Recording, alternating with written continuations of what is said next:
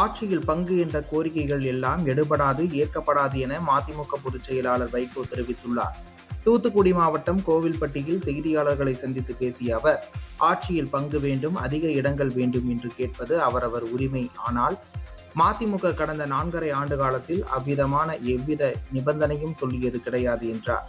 நாடாளுமன்றத்தின் மக்களவையில் எதிர்க்கட்சித் தலைவர் ராகுல் காந்தி கூறிய குற்றச்சாட்டை அப்படியே வழிமொழிகிறேன் என்றும், தமிழ்நாட்டில் இந்துத்துவ சக்திகள் ஊடுருவ அனுமதிக்க கூடாது என்பதற்காகத்தான் திமுகவுடன் மதிமுக கூட்டணி அமைத்துள்ளது என்றும் கூறினார்.